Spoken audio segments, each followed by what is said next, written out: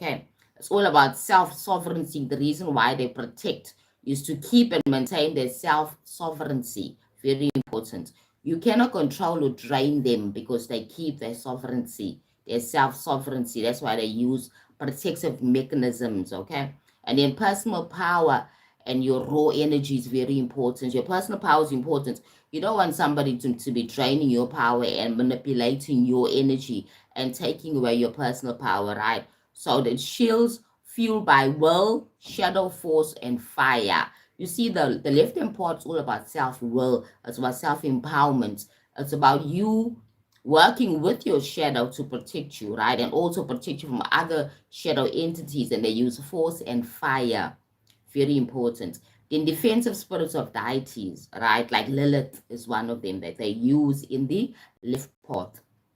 They use Lilith. They use Belial. They use Hecate. They use Kali. They use Set.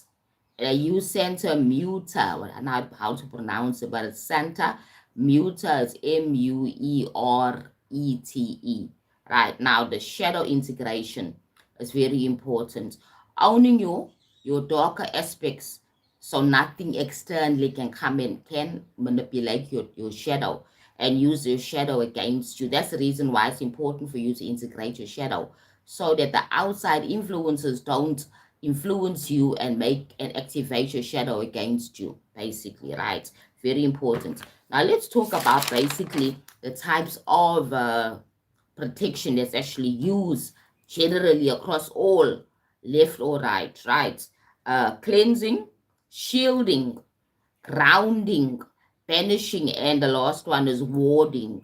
Warding is more of a permanent protection. You protect your home long term. That's what warding it is.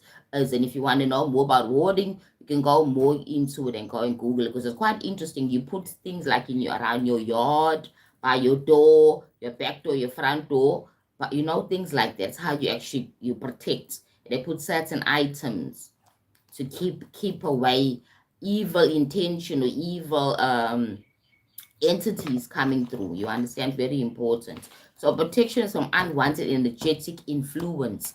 It's all about you protecting yourself from unwanted energetic influence that you cannot see with the human eye, but you can feel it, right? When you have clairvoyance and you are very sensitive, you can actually feel that there's something. You get my point? You can see there's something that's so low frequency around you because you have your clairvoyance is open, right?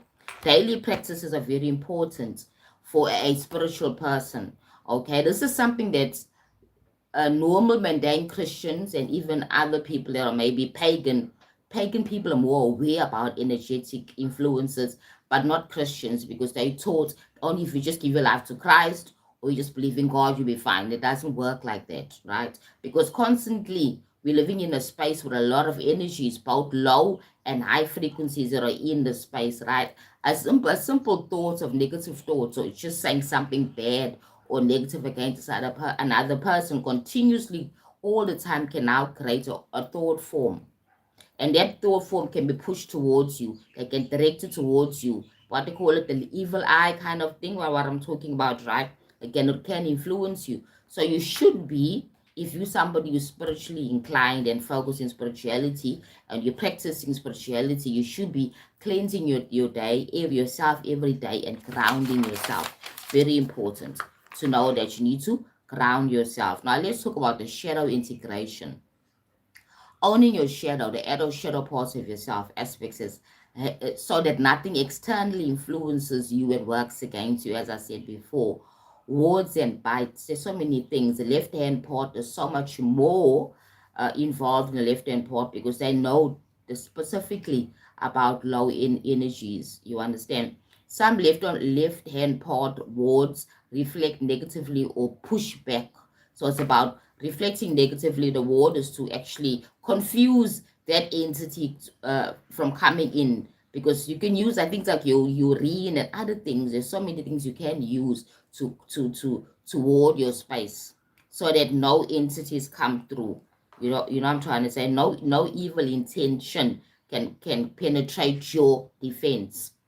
Then the tools that they use as talismans, right? Sigils, spirits familiars as well, energy shields that intimidate or repel, because you must intimidate it. Just remember, it's all about your intention, your power. The left hand part is about your confidence, it's about your power, it's about your strong intention. That's what the left hand side depends on, really. It doesn't it's not like the right hand part, which is about the trusting, about surrendering. The left hand part, you're strong, you come fiercely, and you defend yourself. Your confidence is very important. So I notice that people or practitioners that practice left hand part spirituality and witchcraft and all those things, they're very assertive beings, very strong beings, you understand. So as I said, the tools that they use for protection on the left hand side is talismans, sigils, spirit familiars, uh, energy field, and intimidate and repel. Energy field, right, to intimidate or repel negative energies from coming through. And then they use things like affirmations or mottos.